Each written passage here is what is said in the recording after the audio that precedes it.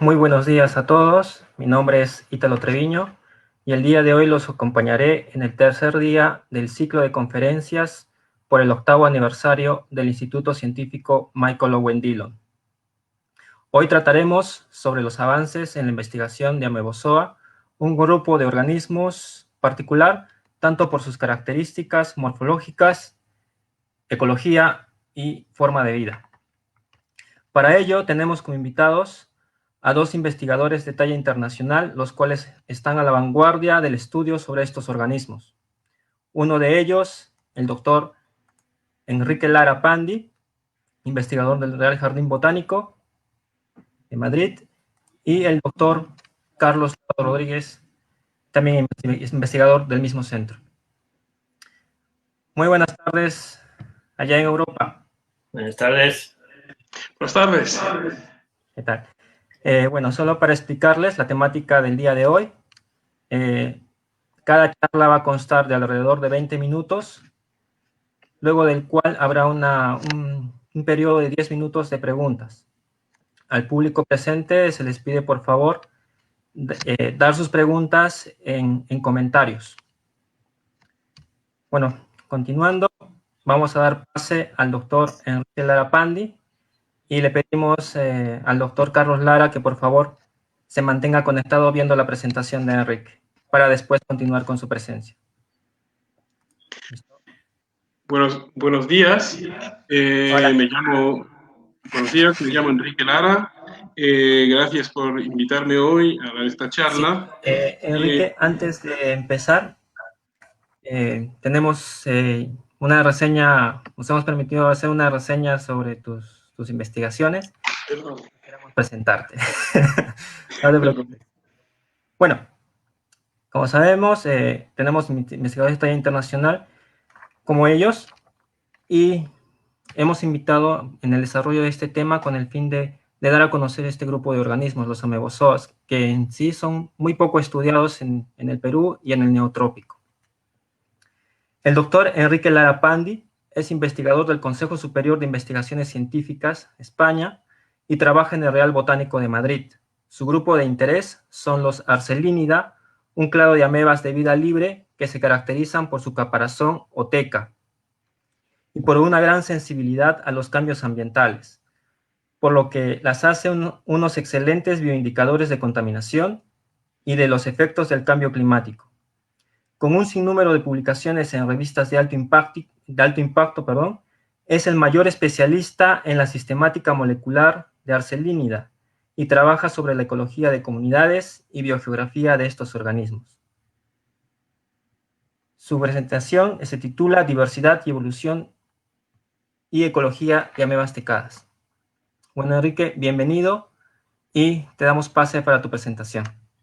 Muchas gracias, Ítalo. Buenos días. Como acaba de explicar Ítalo, pues yo trabajo en el Consejo Superior de la Investigación en España y con esta presentación pretendo introducirles al mundo escondido y también ultradiverso de las amebas tecadas y especialmente de este grupo que son las Arcelinidae. Hay algunas generalidades sobre los microorganismos que la mayoría de la gente piensa, y yo voy a pasar toda esta presentación desmontando estas ideas preconcebidas. O sea, los microorganismos se consideran como organismos sencillos, son todos parecidos, morfológicamente idénticos, y se encuentran pues un poco por todas partes.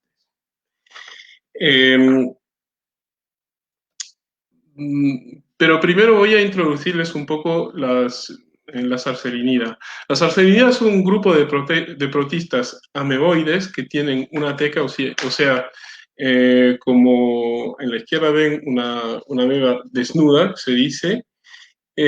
Algunas especies o algunos grupos han invertido sobre la fabricación de una teca que de hecho les protege contra el desecamiento, contra los depredadores. Pues es una inversión costosa, pero aumenta las chances de supervivencia de estos organismos.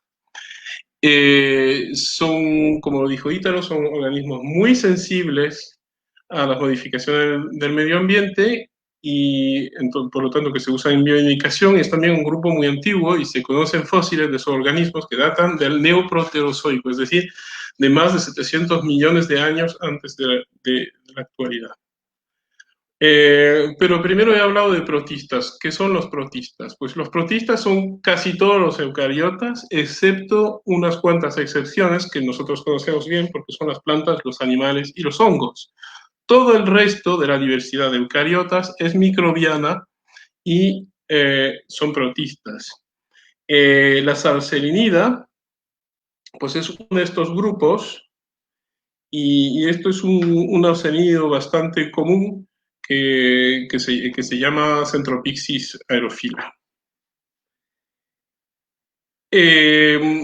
Como que son complejas, pues hablando de microorganismos complejos, les voy a demostrar distintas estrategias de depredación que tienen las amebas tecadas para convencerles que no son organismos sencillos.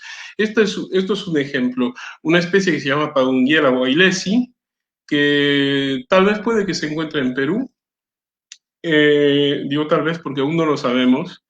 Y esta ameba ha capturado pues otro protista, se llama una euglifa, le arrancó se comió el interior, arrancó las placas de sílice y con eso se constituyó una especie de tapón que le va a permitir digerir la presa, que es inmensa, durante este tiempo, que va a ser una especie pues de hecho como una especie de siesta, y va a protegerse con el tapón de la intrusión de posibles depredadores.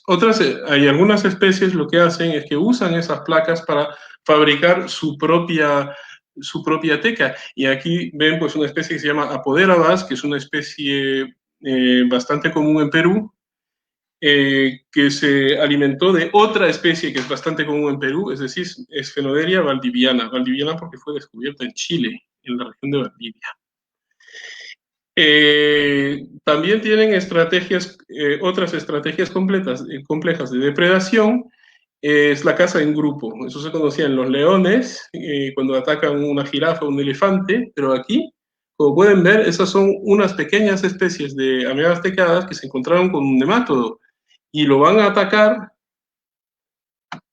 como podrán ver, como un grupo de pirañas, y ahí al final no dejan nada. Y lo que es interesante es que hubo un efecto de llamada, como las primeras estaban comiendo el nemátodo, hubo un efecto de llamada a las demás amebas tecadas para que acudan y ayuden a matar el nemátodo, que en este caso era, bueno, tamaño de una ballena casi, comparado con las demás, con las pequeñas criptodiflugias. También hay hay otras estrategias de nutrición. Esta especie se llama Hyalosphenia papilio. Ahora se sabe que no es una especie, es un complejo de especies, pero eso voy a volver más tarde. Y este organismo pues se alimenta pues también con los pseudopodios, atacando las presas.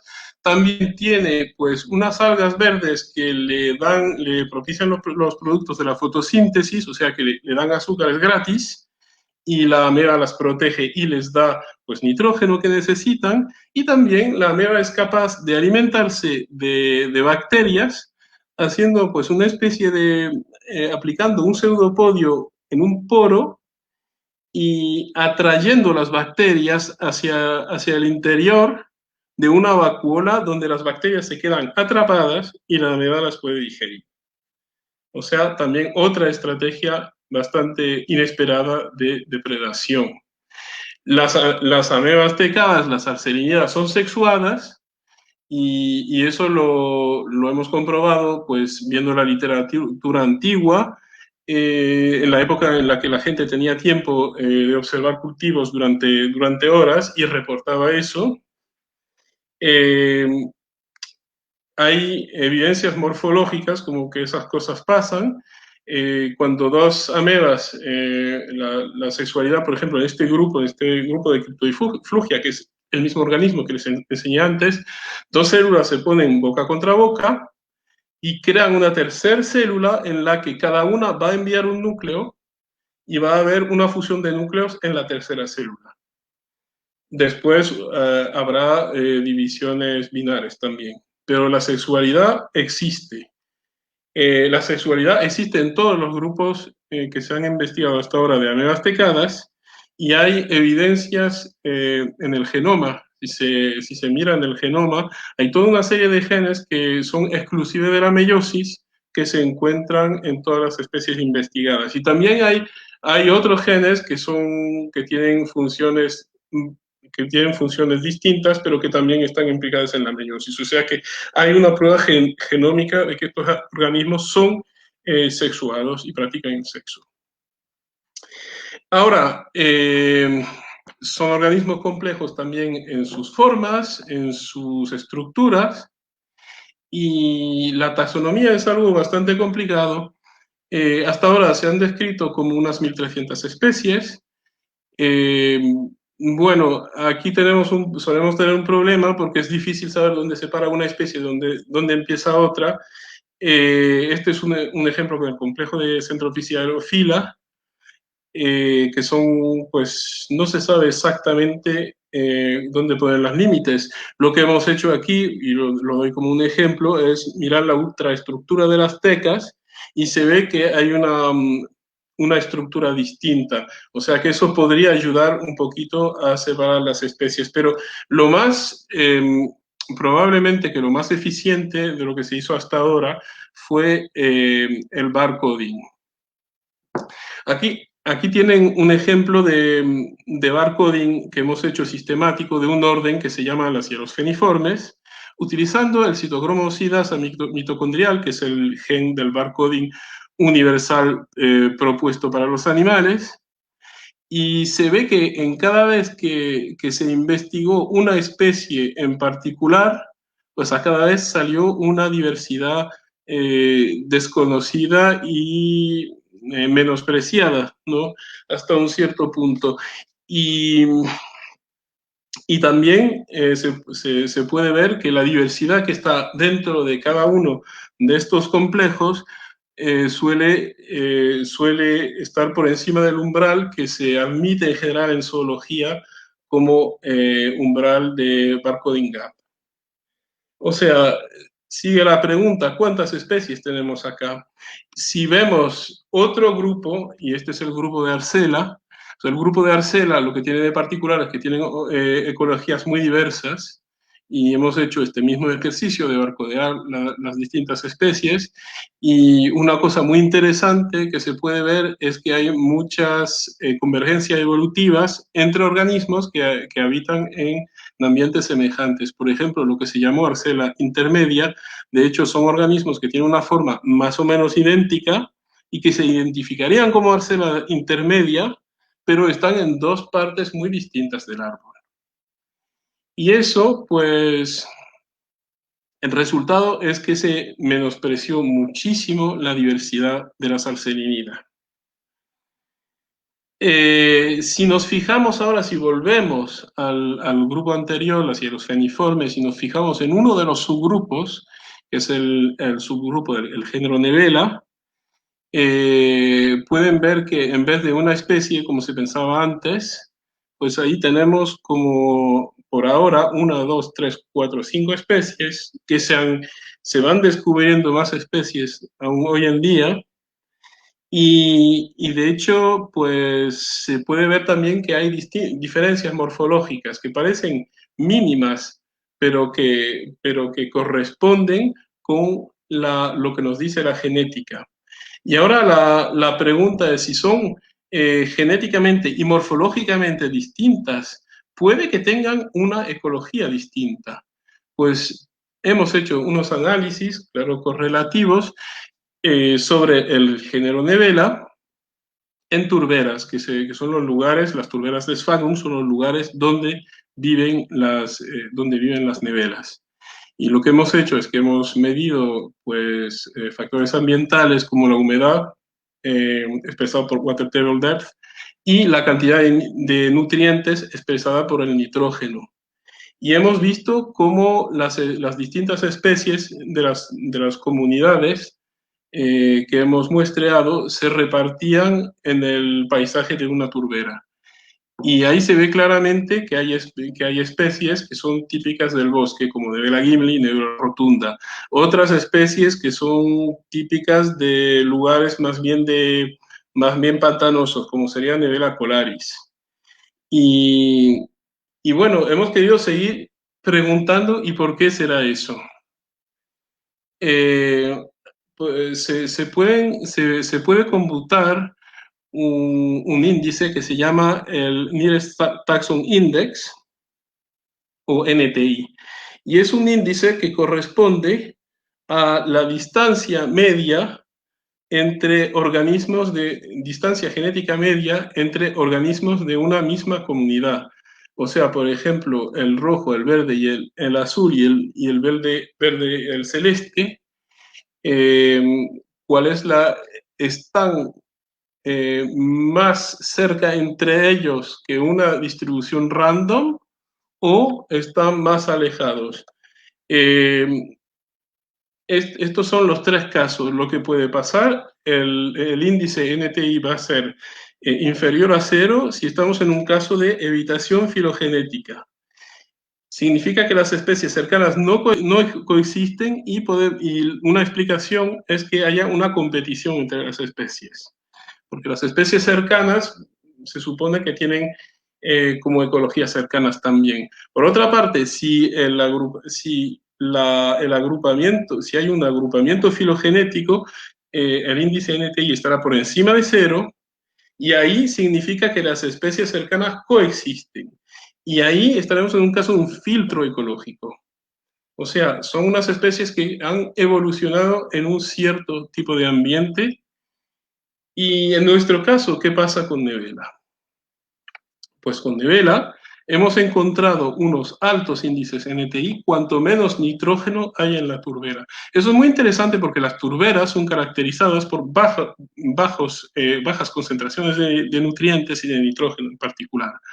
O sea, con que menos nitrógeno, menos nutrientes, más agrupadas serán las comunidades, y de hecho de ahí se puede deducir de qué grupo se trata. Es uno de esos grupos es el grupo de Nebela gutata, que al parecer pues tiene esa adaptación particular a la vida de las turberas para poder vivir en lugares con poco nitrógeno, pocos nutrientes.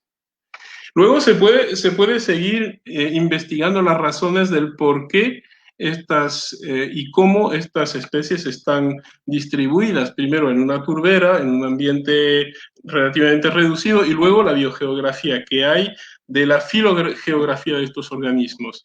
Si se distribuyen por el mundo entero o si tienen áreas de distribución limitadas.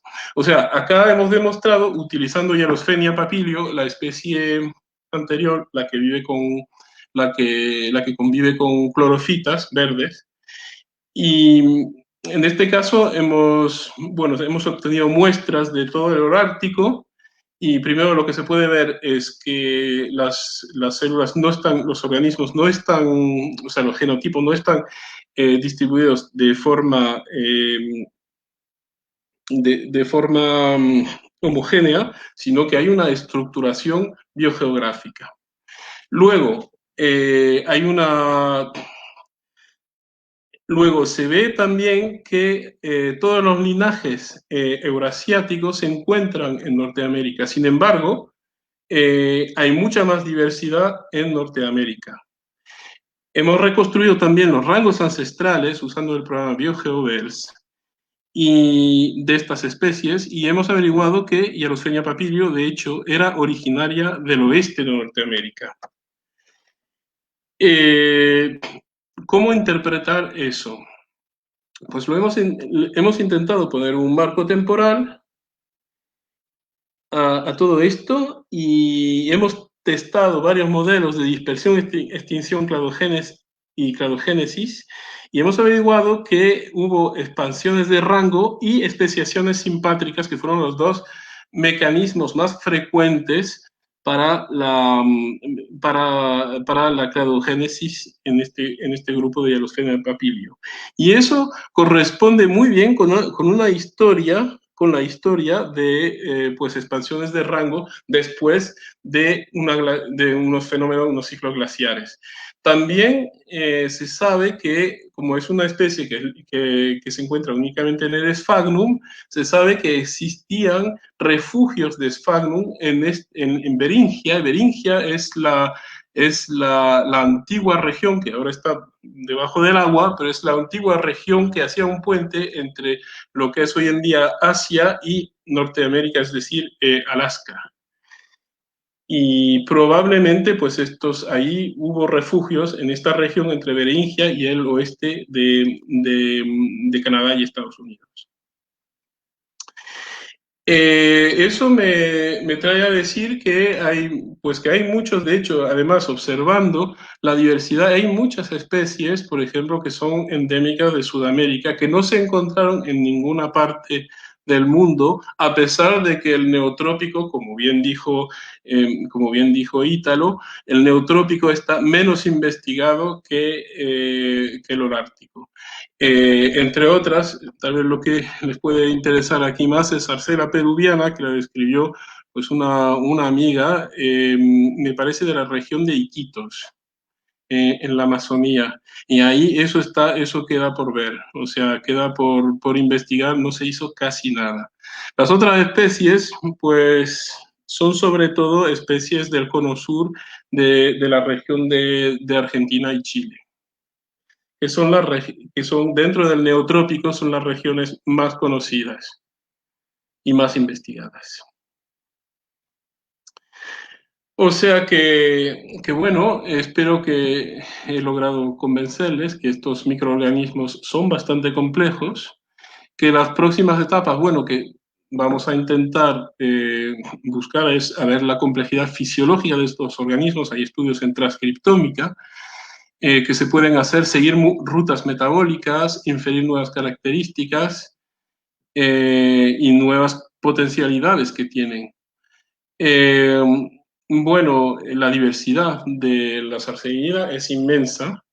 Como ya se puede imaginar, solamente hemos rasgado un poquito la superficie. Yo antes trabajaba en Suiza, así que ahora se conocen bastante bien las nivelas de las turberas de Suiza. Ya se puede imaginar, todo el resto no se conoce a nivel genético. O sea, ya se puede imaginar cuál es el trabajo que nos queda por delante.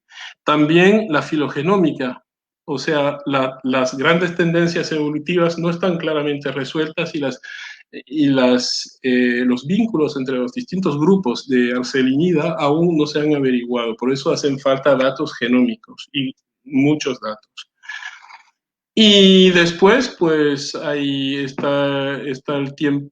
También creo que es interesante la experimentación ecológica para definir mejor los nichos de las especies, cómo las comunidades evolucionan con el tiempo y también pues detectar patrones filogeográficos, hotspots de biodiversidad. Yo estaba pensando en Perú están los famosos refugios de Banzolini que se podrían estudiar también, y casos también de endemismo, que creo que en Perú tiene que haber mucho endemismo.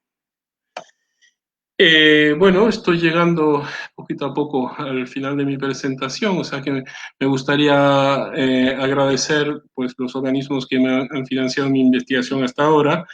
Mi proyecto Ayudas a la Atracción de Talento Investigador de la Comunidad de Madrid, el proyecto Mixotropic, que es el proyecto que nos financia también la investigación con la persona que les va a hablar justo después, Carlos Lado.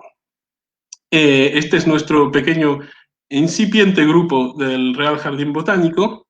Aquí ya somos unos cuantos. Y muchas gracias a Ítalo Treviño Ceballos y también a ustedes por invitarme, y muchas gracias a todos por escucharme.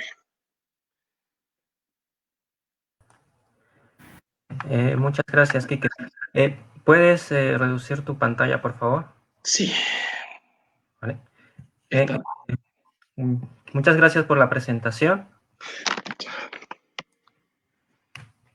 bueno, por interno me están preguntando, bueno, de todo resaltan la importancia de conocer este tipo de organismos, ¿no? Porque nosotros, en la mayoría de los casos, como estudiantes, ni siquiera, bueno, en el caso peruano, o como varias universidades en los trópicos, pues este tipo de organismos los tocamos muy someramente. Sin embargo, tú con tu presentación nos estás demostrando que existe una gran diversidad. Y eso que tu área de estudio es el área de norte, ¿no? O sea, en áreas en el Holártico.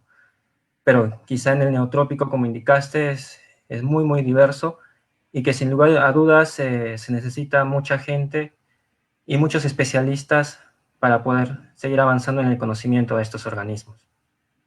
Sí, yo pienso que sí. No nos dicen cómo hacen para estudiar estos organismos, qué se necesitaría. ¿Hay algún material en particular que se requiere para colectarlos? Em, para contestar a tu pregunta, yo durante mis estudios yo no tuve tampoco la oportunidad, fue durante mi tesis donde había una plaza para un estudiante de doctorado para trabajar con protistas y es así como empecé, o sea que también acá en el Holártico tampoco es tan fácil. Para estudiar esos organismos creo que se pueden hacer muchísimas cosas. Ya con un trabajo de microscopía, bien hecho, creo que hay posibilidades ya de empezar a descifrar lo que hay, porque la verdad es que no se sabe nada de lo que hay. Yo he visto me acuerdo porque fuimos a muestrar en República Dominicana y yo me quedaba boquiabierto porque no entendía nada de lo que estaba viendo. O sea, hay una diversidad en el trópico que es inmensa. Y creo que ya con tener un poco unos conocimientos de lo que se sabe hasta ahora y con un buen microscopio, yo creo que se puede ya avanzar mucho. Uh-huh. Y luego, claro, está la parte molecular y todo eso. Pero creo que empezar ya con la morfología sería ya muy... Bueno, tú mencionaste algo sobre los endemismos. Bueno, mencionaste que quizá en Perú hay bastantes endemismos cuando, bueno, todavía no se conoce mucho. Tú creo que has escuchado hablar sobre la cordillera de los Andes y las zonas de diversidad que hay en los trópicos. ¿Tú considerarías que esa sería una zona de gran diversidad? O Estoy dispuesto a apostar lo que quiera. Estoy convencido de que si se busca en lugares como la serranía de Sila, como la cordillera del Cóndor, como todas esas regiones, se pueden encontrar muchísimas especies de las que no se habló hasta ahora. El neotrópico es una región que de hecho no está estudiada, pero también están otros continentes, también África es un continente que queda por descubrir, Oceanía también. El sureste asiático está un poco descrito, pero no mucho. Pero en Perú estoy seguro que hay unas oportunidades ahí de descubrir cosas fantásticas. vaya. ¿Y en los desiertos se ha También, reportado la presencia de este tipo de organismos? sí, hemos descubierto una especie en un desierto de México, se llama Quadrumea tescalense, que es una especie de cuadrúpeda. La cuadrúpeda es un género muy acuático normalmente. Y lo que nos asombró a mí cuando yo me encontré con ese organismo, me lo dijo una persona que trabaja sobre esos organismos allá en México y me dijo, hay una cuadrúpeda. Y yo le dije, no, pero no te creo, eso no tiene, no, ni que se te ocurra. Y es que es la mayor especie de cuadrúpeda que se conoce hasta ahora. O sea que en los desiertos también hay, sobre todo en las costras criptogámicas, ¿cómo se llaman? ¿Cómo se les llama? Sí las hay. Eh, aquí hay una pregunta de Brigitte Flores. Le agradece por la presentación y pregunta si se podría utilizar la presencia o ausencia de mevas en ecosistemas acuáticos para conocer el estado de conservación de los bofedales y o humedales en Perú. Yo creo que sí, por supuesto. Creo que además las amebas tecas lo que se tendría que hacer antes de empezar, se tendría que establecer unas listas de lo que hay, conocer lo que hay, que esa es la primera etapa porque hasta ahora se sabe muy poco. Luego después se utilizan mucho las arsenidas, se utilizan mucho en bioindicación. Y de hecho los proyectos en los que estoy trabajando ahora en España están basados sobre su bioindicación. Es una... Sí, yo estoy Perdona. completamente seguro que se podría hacer. Además, lo bueno que tendría es que las amebas tecas reaccionan con más velocidad que la vegetación. O sea que antes que se vean unos efectos en las plantas, en las comunidades de plantas, se verían ya en las amebas.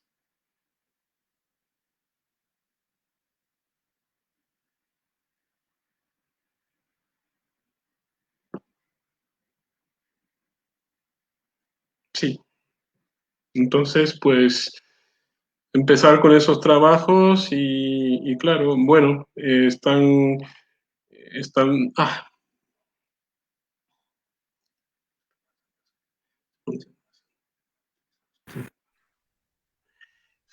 por, Enrique, parece que ahorita no tuvo un problema, pero bueno, hasta que se conecte, yo voy a seguir. Estábamos en la parte de preguntas. Justo acá hay otra pregunta de Paola. Paola, sí. Mira, dice, Acabo de buen leer. día, gracias por su presentación. Con respecto a las amebas que se alimentan de nemátodos, ¿se ha profundizado más en este tema con mira a utilizarlos en contra de nemátodos que atacan a cultivos? Pues, de hecho, la persona que trabajó sobre este tema, Stefan Geisen, es un investigador que trabaja más que en amebas, trabaja en biocontrol y en temas de fertilidad de suelos y control de plagas. O sea que la idea ahí detrás es esa. Sería después, el tema sería la aplicabilidad de estos organismos en el campo, que como ustedes saben, pues ya es otra etapa que necesita mucho trabajo, pero la idea detrás es esa, por supuesto. Mira, qué interesante. Bueno, muchas gracias, Enrique. Muy interesante tu presentación. Realmente vemos que queda mucho por investigar en esta parte del neotrópico. Y igual manera estaremos compartiendo por el Facebook tu nombre y tu correo, si lo permites, para que te contacten si quieren más información, los interesados. Por Sí, ok, supuesto. muchas gracias. Bueno, estimado público, ahora vamos a pasar con la siguiente presentación. Muchas gracias, Enrique. Voy a dar paso a Carlos.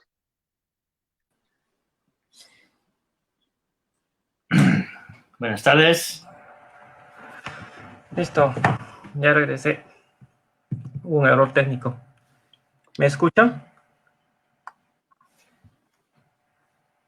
Sí, me escucho, sí. Bien, ahora seguimos con el doctor Carlos Lado. Él es investigador del Consejo Superior de Investigaciones Científicas de España, es miembro y jefe del Departamento de Micología del Real Jardín Botánico de Madrid. Su trabajo se ha centrado durante los últimos 20 años en la biosistemática de mixomicetes, con interés en la taxonomía, ecología y distribución de estos organismos en el neotrópico. Ha realizado trabajos sobre biodiversidad de mixomicetes en México, Cuba, Ecuador, Brasil, Chile, Perú y Argentina. Es co-investigador principal del proyecto Planetary Biodiversity of Eumycetozoa, financiado por Estados Unidos, y autor de más de 170 publicaciones científicas, además de varios libros y capítulos de libros. En la actualidad mantiene la primera base de datos mundial sobre la nomenclatura de mixomicetes y su presentación se titula Diversidad de mixomicetes en el Neotrópico. Bueno, muchas gracias por la presentación y les doy el paso ahora. Muy bien, muchas gracias. En primer lugar, quiero agradecer la invitación del Instituto Científico Michael Owen Dillon por permitirme compartir estos conocimientos sobre los mixomicetes con todos ustedes. El tema de mi charla de hoy es la diversidad de mixomicetes en el neotrópico. Y lo primero que les quiero es llamar la atención. Vamos a poner la imagen completa. ¿Ok? Lo primero que les quiero llamar la atención es por el concepto que tenemos sobre neotrópico. Cuando hablamos de neotrópico, normalmente pensamos en zonas selváticas, hiperdiversas, con gran vegetación, pero esta imagen que les muestro en mi pantalla es un 20% de lo que podemos encontrar en el neotrópico, es decir, puros desiertos. Este es un contraste muy grande con esta otra imagen, donde vemos las selvas exuberantes e hiperhúmedas, que dominan el 80% restante de ese territorio. ¿Esto qué nos demuestra? Pues que hay una gran diversidad de ambientes y estos otros que les muestro aquí forman también parte de la región neotropical. Como ven, nada tiene que ver con las dos imágenes anteriores. Hay bosques de cactus, hay bosques de coníferas, hay bosques de caducifolios, hay altas montañas, hay desiertos, hay salares. En fin, es un territorio hiperdiverso. Y nosotros lo que hacemos en estos territorios es estudiar un grupo de organismos, que son amegozoos también, como los que acabamos de conocer a través de la conferencia que nos ha dado Enrique Lara. El grupo que nosotros trabajamos en nuestro equipo es el de los mixomicetes. Y aquí les he puesto algunas de las características que destacan sobre estos organismos. Son microscópicos o casi microscópicos, porque en sus fases tróficas sí son microscópicos, pero cuando fructifican se pueden llegar a ver a simple vista. Son pequeños, apenas 1, 2, 3 milímetros, pero son observables ya incluso al ojo humano. Son organismos eucariotas, es decir, que son verdaderas células con su núcleo. Tienen también movimientos ameboides, como hemos visto también en los arcelínidos. Son bacterívoros, es decir, que se alimentan de bacterias y no son patógenos. Esto es muy importante porque nos permite estudiarlos con cierta tranquilidad. Y por último, pues tiene una posición filogenética pues también un tanto controvertida, sobre todo porque hasta ahora se les había considerado como un grupo especial de hongos.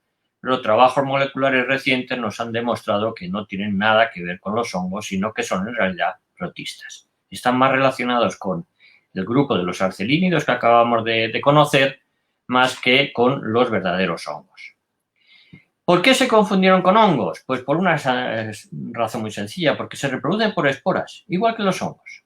Se reproducen por esporas y esto es lo que les llevó a muchos taxónomos que solo disponían de herramientas morfológicas pues para considerarlo como un grupo especial, raro, pero un grupo especial de hongos.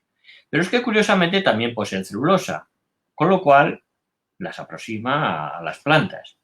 Y además, primero ingieren y luego digieren, es decir, que actúan como nosotros mismos, como los animales. Así que, y por último, pues sus formas vegetativas son verdaderas amebas. Así que, como vemos, tenemos ante nosotros un grupo que posee características prácticamente de casi todos los reinos conocidos hoy en día. Pero, en realidad, los datos más concluyentes es que son un grupo especial de protistas. Esos protistas, o este grupo, se conocen unas 1000 especies en todo el mundo, lo cual es bastante diverso. Y algunas especies están, como ya también ha mencionado Enrique Lara, están adaptadas a vivir en ambientes extremos, como pueden ser los desiertos. Entonces hablamos de especies suculentícolas. No me voy a entretener mucho en el ciclo de vida de un misomicete, pero aquí lo tienen representado. Es una espora. La espora germina, es cuando surgen las amebas con flagelos o sin flagelos, dependiendo de si el sustrato es más líquido o menos líquido. Son también sexualidad, se fusionan dos amebas o dos células flageladas y generan una estructura que se denomina plasmodio y que es una ameba gigante. Esa ameba gigante se puede ver a simple vista y puede llegar incluso a alcanzar varios decímetros de tamaño. Por tanto, es uno de los pocos ejemplares donde podríamos observar a simple vista una sola célula. Aquí tenemos ya no esquematizado, sino en realidad pues distintas fases del ciclo de vida de una especie, concretamente de Physarum atacamense, que fue una especie que descubrimos en el desierto de Atacama y que es súper abundante en el desierto costero peruano. Que tendríamos las fases del 1 o 2 estarían numeradas, las esporas, cómo germina, las amebas, la fase 11 a 14 tendríamos primeras fases de desarrollo plasmodial y luego cómo va transformándose el 15, 16, 18, 19, 20, cómo se transforma en una estructura ya mucho más compleja en cuyo interior se encuentran las esporas. Esto es un esquema de las estructuras que nos podemos encontrar en estos misomicetes, pero recuerdan un poco pues algunos otros hongos, una pequeña seta o algo así, y en el interior es donde, de esta cabeza superior es donde nos vamos a encontrar con las esporas que caracterizan a muchas especies. Aquí vamos a ver algunos ejemplos, porque son muy vistosos, algunos tienen colores, formas y estructuras muy diversas y muy complejas.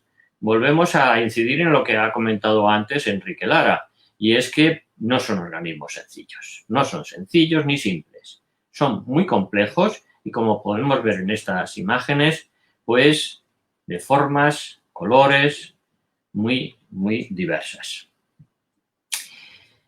Nosotros estamos estudiando la bioregión neotropical y es especialmente interesante esta región por varios motivos.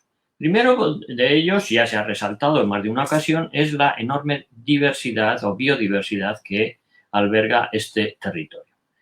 La región neotropical estricta es la que se sitúa, la zona geográfica del Nuevo Mundo que se sitúa entre el Trópico de Cáncer y el Trópico de Capricornio.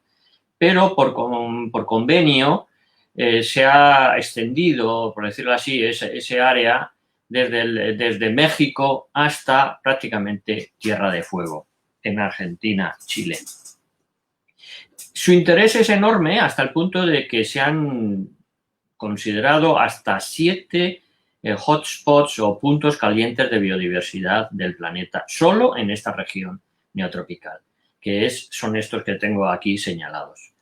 Nos vamos a centrar sobre todo en los Andes tropicales, donde prácticamente Perú ocupa una gran extensión. ¿Cuántas especies puede haber en el neotrópico de misomicetes? Pues todavía no lo sabemos. A día de hoy no tenemos ni siquiera una cifra aproximada. Y aquí les muestro un poco la evolución. En 1976, en la obra monumental de Flora Neotrópica, hay un volumen dedicado a los misomicetes y se registraban 240 especies distintas. Pero en 2008, prácticamente ese número se había duplicado y eran 431 especies las registradas en este otro artículo de revisión. Y a día de hoy, 12 años más tarde, podemos ya asegurar que hemos superado las 500 especies registradas. Si tenemos en cuenta que hay unas 1000 especies en todo el mundo, podemos concluir que prácticamente la mitad de las especies conocidas de misomicetes del mundo se encuentran en la región neotropical. Aquí tendríamos una imagen de cómo se distribuyen los datos que hoy en día tenemos sobre estas especies, sobre este grupo. Evidentemente, las zonas o los países que más se han estudiado y que, por tanto, tienen un número más elevado de especies son México, con 365, sigue Brasil, con 270, Chile, con 180 y Perú, con 174. A ellos tenemos que añadirle Costa Rica, que con 245 es uno de los territorios, si bien más reducidos en cuanto a extensión territorial, pero uno de los mejor estudiados.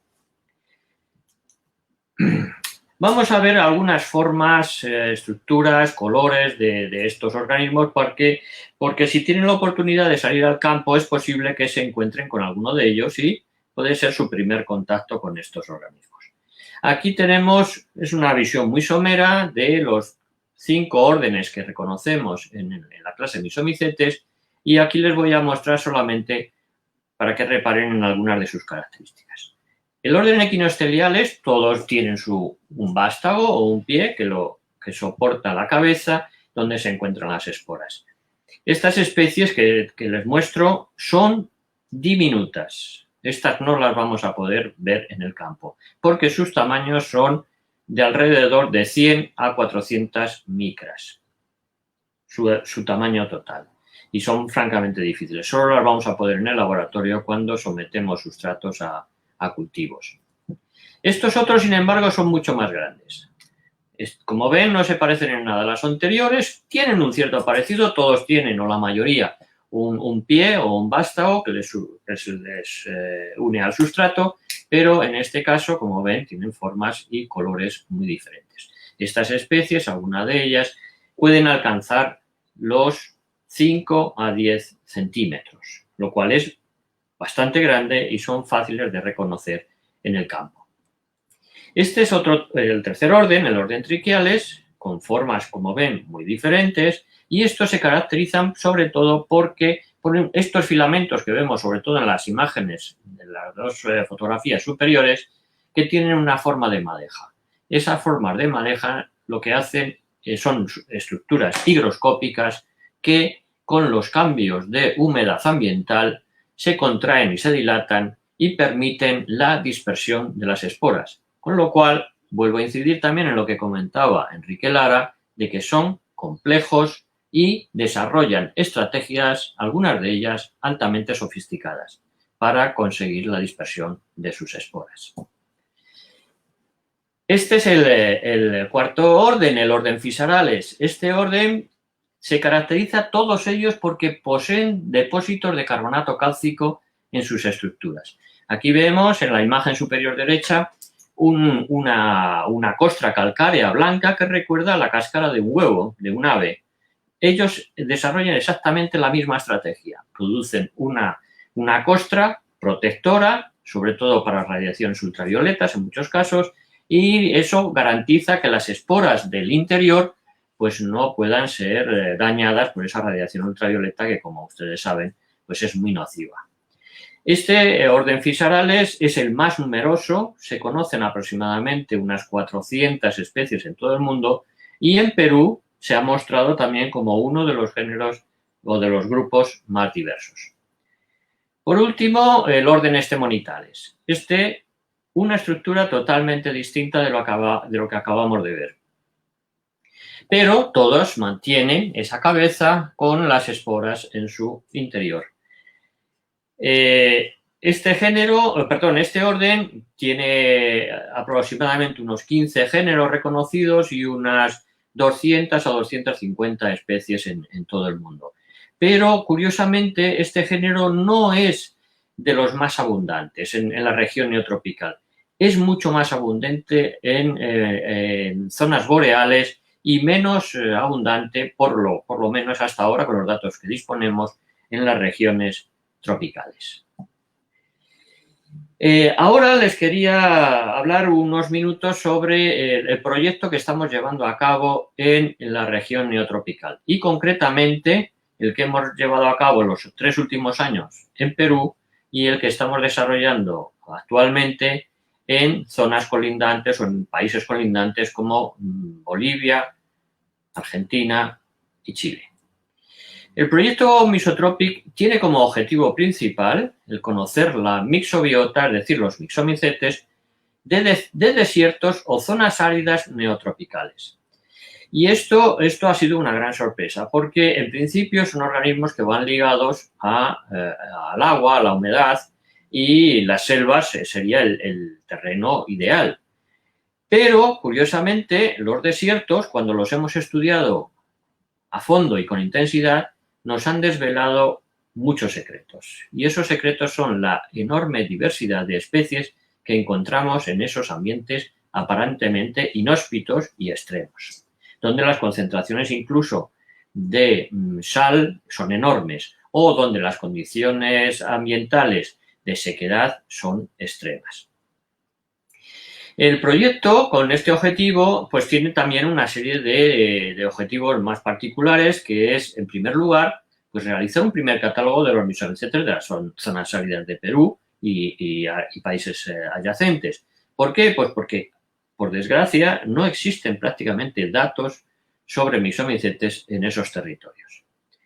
También se pretende llevar a cabo un estudio taxonómico de las especies implicadas, analizar la distribución geográfica, conocer los requerimientos ecológicos de las especies y, por último, crear una colección de referencia, que esto es básico para poder luego llevar a cabo otros estudios más exhaustivos y más profundos, como son los estudios moleculares que ha mencionado Enrique Lara. El proyecto es un proyecto internacional en el que participan varios países: España, Perú, México, Costa Rica, Chile, Polonia y Estados Unidos. Lo financia el Gobierno de España y se coordina desde este Real Jardín Botánico. En total son 9 universidades e instituciones científicas las que están involucradas. Y aquí tenemos una imagen del proyecto. Se desarrolla por fases que duran 3 años, que financia el Gobierno de España, como he mencionado anteriormente, y aquí les muestro las 6 fases que estamos desarrollando en la actualidad.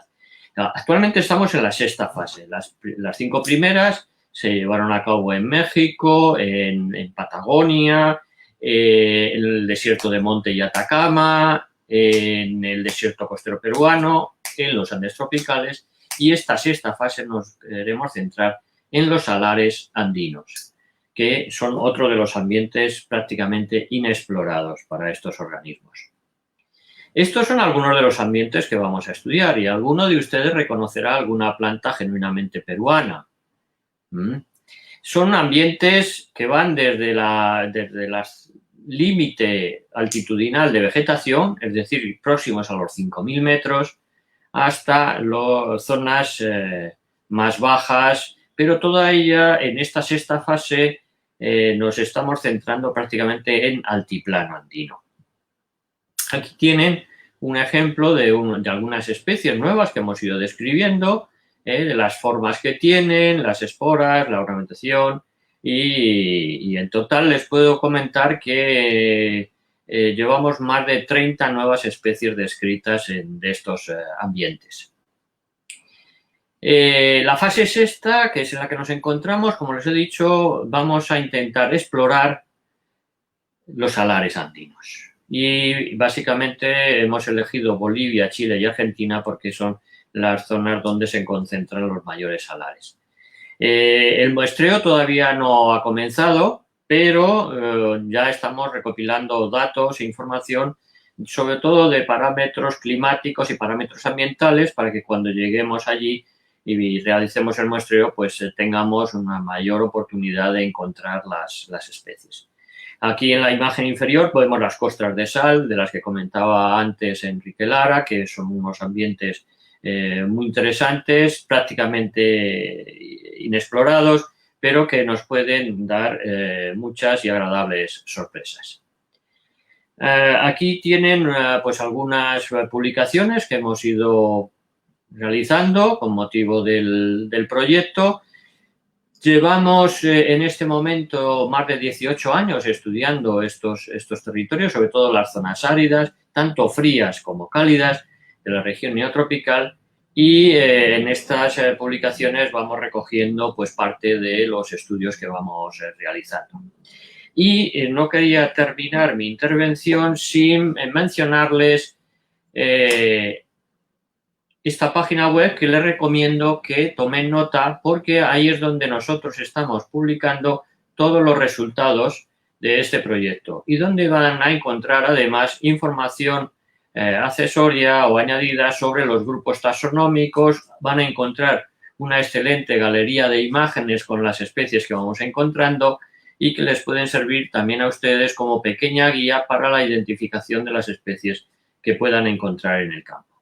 Aparte de ello, pues se dan noticias, hay también información sobre el proyecto, las distintas fases, las regiones geográficas que hasta ahora hemos ido estudiando y, como les mencionaba anteriormente, las publicaciones que vamos generando en este proyecto. Son más de 30 artículos científicos, aproximadamente unos 30 artículos científicos los que hemos publicado ya sobre este proyecto. Es un proyecto que es a largo plazo, es un proyecto que, teniendo en cuenta la enorme extensión del neotrópico, vamos realizando por fases y cada fase se dedica a estudiar en profundidad, sobre todo a hacer un primer inventario de las especies que se encuentran en territorios que se eligen porque prácticamente están inexplorados. No tienen prácticamente ningún dato de mixomicetes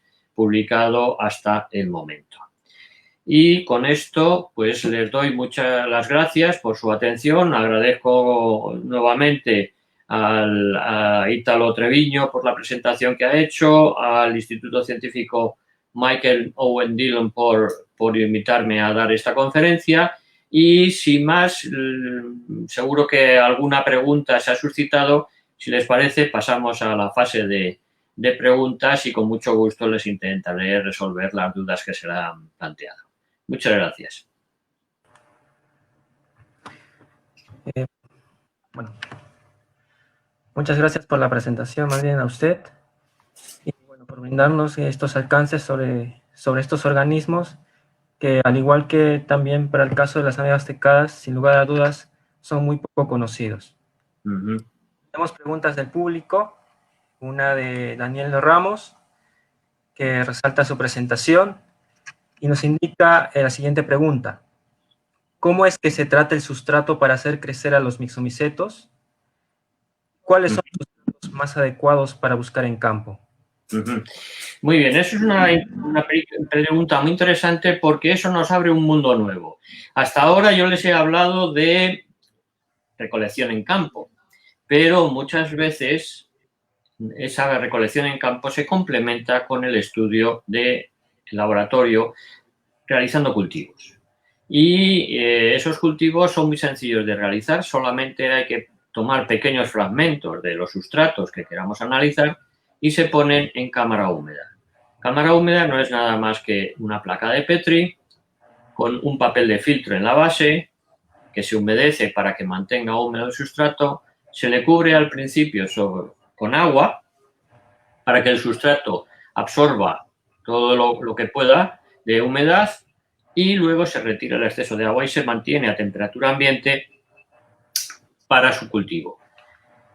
Es un método muy sencillo, muy barato, nada costoso, pero que nos permite descubrir muchas especies que cuando vamos al campo no encontramos en su momento fenológico adecuado. Es decir, pueden estar en fases microscópicas ameboides que no se pueden ver y, sin embargo, en el laboratorio, al contar con un microscopio estereoscópico, pues podemos ya observarlos con 20, 40 aumentos, que eso ya nos permite ver si hay actividad y el desarrollo de esos cuerpos fructíferos. Y en cuanto a los sustratos más adecuados, pues puede servir cualquiera. Ahí no hay distinción. Lo único que tendría que tener claro el investigador es el objetivo que persigue en su investigación. Porque si usted lo que quiere es estudiar especies tropicales, me centraría en esas especies. Pero dentro de esas especies seleccionaría un género o un grupo para que los datos fuesen más comparables. Porque si elegimos plantas tropicales o árboles tropicales, pero de cualquier parte, luego los resultados se van a poder manejar de forma muy, muy precaria. Es mejor hacer un diseño del estudio más concreto, más preciso y limitándose a un grupo de especies o a un tipo de ambiente o a las especies de un ambiente. O, en fin, buscarle un hilo conductor a los cultivos que hagamos. Vale. Muchas gracias por la respuesta. Tenemos otra pregunta de Gianfranco, que nos pregunta sobre el ciclo reproductivo. Nos indica, ¿el ciclo reproductivo de los mixomicetes en desiertos altoandinos está condicionado al periodo de lluvias o utilizan otros recursos? Sí, el periodo de lluvias es fundamental. De hecho, ellos siempre requieren de cierta humedad para poder desarrollarse. Y las lluvias que se recogen en los desiertos altoandinos son escasas, son muy estacionales, pero, bueno, son puntualmente abundantes. Ellos aprovechan esas lluvias y esa humedad que reciben para desarrollar su ciclo, a veces en 24 horas, porque la disponibilidad de agua no está garantizada. Entonces es posible que caiga hoy un chubasco, hay humedad, pero luego sale el sol y enseguida el sustrato se reseca. Entonces ellos son capaces de desarrollar, buscan siempre ambientes o zonas un poco más protegidas de la radiación solar, un poco más cubiertas también por vegetación y donde la humedad permanezca más tiempo. Pero lo más interesante es que ellos son capaces de desarrollar ciclos muy rápidos. En 24 horas, como les digo, pueden desarrollar todo su ciclo completo, es decir, desde la germinación de una espora hasta la formación de un cuerpo fructífero de nuevo. En otros casos, además, tienen otras estrategias. Y es que también, tanto en las formas ameboides como las plasmodiales, también tienen formas de resistencia. Ellos se pueden esclerotizar. Esa esclerotización lo que hace es que pierde todo el exceso de agua que tienen acumulado y se quedan como una costra latente que en el momento en que venga otra lluvia son capaces de reabsorber agua y seguir en la fase en la que se encontraban, sin perder vitalidad. Esto es una estrategia muy interesante porque es que prácticamente les convierte en unos superorganismos, porque no hay nada que pueda con ellos. Vale. Bueno, muchas gracias por la respuesta. Tenemos una pregunta de José Franco García Ochatea. Pregunta si hay especies de mixtos de importancia agrícola. A día de hoy no se ha estudiado nada sobre la importancia agrícola. Son microorganismos, son muy pequeños. Se podría pensar en que son potencial generador de proteína, pero de importancia agrícola que cause enfermedades o que cause problemas agrícolas considerables, no son patógenos, como he mencionado antes, y no dan problemas agrícolas. Ellos, sobre todo, lo que hacen es descomponer materia orgánica en descomposición, forman suelos y luego se alimentan de bacterias que en muchos casos sí son patógenas para las plantas, pero ellos en sí lo que hacen son más de controladores de esas poblaciones bacterianas, más que producir ellos un daño a la planta. Así que casi es todo lo contrario. Ellos son protectores agrícolas más que causantes de enfermedades. Bueno, Yulisa pregunta, en el caso de colecciones de mixomicetos, ¿cuál sería el riesgo o amenaza que se deberían considerar para no perder las muestras? Bueno, las colecciones de mixomicetes se pueden realizar de forma muy sencilla. La conservación mejor es en pequeñas cajitas de cartón, que pueden servir cajitas de cerillos, no hay que calentarse más la cabeza, con eso puede funcionar y lo único que hay que tener en cuenta es fijarlo en el interior con una gotita de cola o de pegamento para que en el transporte hasta el centro de estudio no se deterioren, porque al ser tan pequeños se pueden golpear, se pueden deteriorar y, por tanto, pues pueden perderse. No sé si esto contesta la pregunta o lo quería enfocar más por otra parte. Yo estoy abierto. Bueno, sí, yo creo que sí contesta sí. muy bien la pregunta. Bueno, esa sería la última pregunta. Le agradecemos mucho por su presentación. Y bueno, lamentablemente el tiempo es corto. Sí. Procederemos ya a terminar esta etapa de presentaciones y por lo cual también invitamos a Enrique Lara a formar parte de estas últimas palabras para dar algunas palabras de despedida al público asistente. Bueno, Quique, si es que pudieras dar algunas palabras. Bueno, pues muchas gracias por escuchar mi presentación, muchas gracias por estar ahí y espero que algún día tenga la oportunidad de, pues de ir a Perú también, tal vez para muestrear en distintos proyectos científicos, que yo estoy abierto. Ahí creo que Ítalo puso mi dirección mail, estoy abierto a cualquier cosa. Contáctenme, no duden en contactarme, y nada, pues fue un placer. Y bueno. Carlos, ¿tú algunas palabras más adicionales? Sí, pues cómo no, pues yo también agradecerles a todos ustedes la atención que han prestado. Espero que les haya abierto un mundo nuevo, algo que les va a poder permitir trabajar mucho en Perú, porque es un territorio muy extenso, muy grande, donde está prácticamente todo por hacer.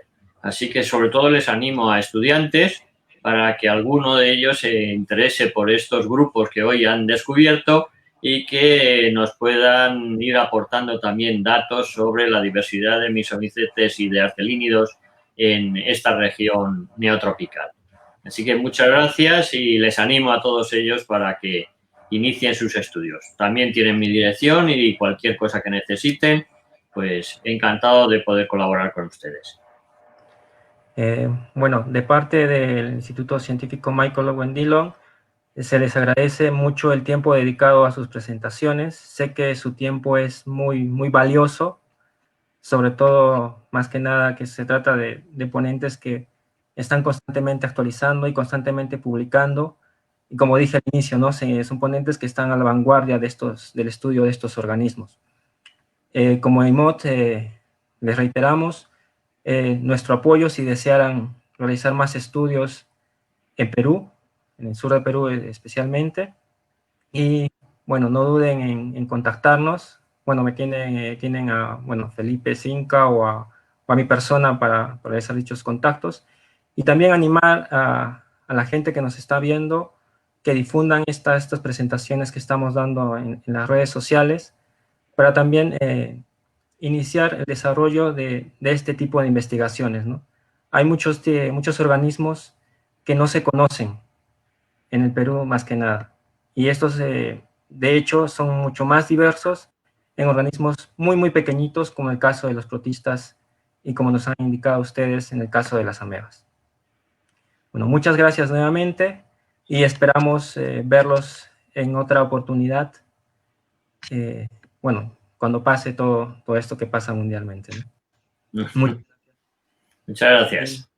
Bueno, más nada, una última palabra, invitar al público asistente que nos sigan viendo. Hoy en la tarde tenemos más presentaciones y esperamos que nos acompañen. Eso sería todo por el día de hoy y muchas gracias. Gracias.